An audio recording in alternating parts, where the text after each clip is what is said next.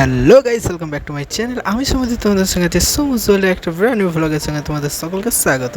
এই তীব্র গরমে মুখের শান্তির সঙ্গে মনের শান্তি পাওয়ার জন্য ঘরোয়া পদ্ধতিতে এই চিকেন কারিটা একবার বাড়িতে রান্না করে অবশ্যই দেখবে। তো তেলটা প্রথমে তোমাদের গরম করে নিতে হবে। তেলটা যদি তোমাদের গরম হয়ে যায়, সেই গরম তেলের মধ্যে তোমাদের আস্তে আস্তে আলুগুলোকে ছেড়ে দিতে হবে। তো ওখানে আলু ভাজা হোক, আর এখানে ততক্ষণ মাংসটাকে ম্যারিনেট করার জন্য এখানে আদা বাটা, পেঁয়াজ বাটার পেস্টটা দিয়ে একটু রসুন বাটার পেস্ট দিয়ে এরপর পরে একটু নুন, এরপরে হলুদ আর একটু লঙ্কা গুঁড়ো দিয়ে সেটাকে ভালোভাবে মাখিয়ে রেখে দিতে হবে 15 থেকে 20 মিনিট। আমি কিন্তু এখানে দইটা দিইনি, তোমরা চাইলে দইটাও ওইখানে অ্যাড করতে পারো। আর এদিকে আলুগুলো ঠিক মতন ভাজা হয়ে গেলে সেই গরম তেলের মধ্যে পেঁয়াজগুলোকে একবার ভেজে নেব।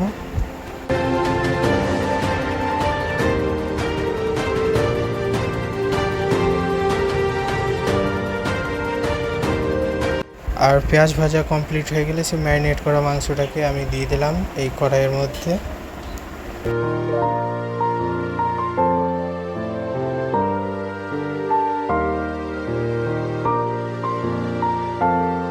এবারে মাংসটাকে কড়াইয়ের মধ্যে ভালো করে নাড়াতে হবে অনেকক্ষণ।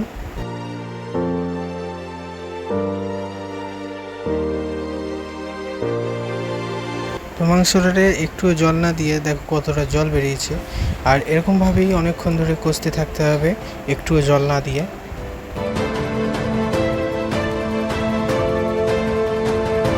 আর এখানে কষতে কষতে আলুগুলোকে এবারে দিয়ে দিতে হবে, এবং আলুগুলোকে দিয়ে ভালো করে আবার কষতে লাগতে হবে। ভালো করে আলুগুলোকে দিয়ে কষিয়ে নিতে হবে।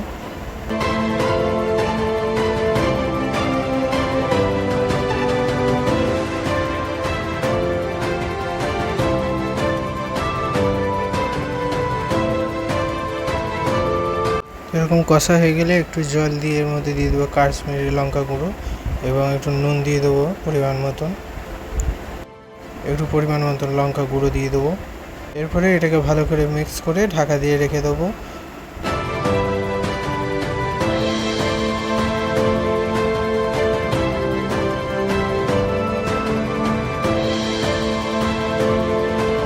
পাঁচ 10 মিনিট এরকম ঢাকা দিয়ে রাখার পরেতে চিকেন কারি মশলাটাকে দিয়ে দেবো। এরকম করে 5 মিনিট এরকমভাবে ফোটানোর পরে আমরা নামিয়ে নেবো।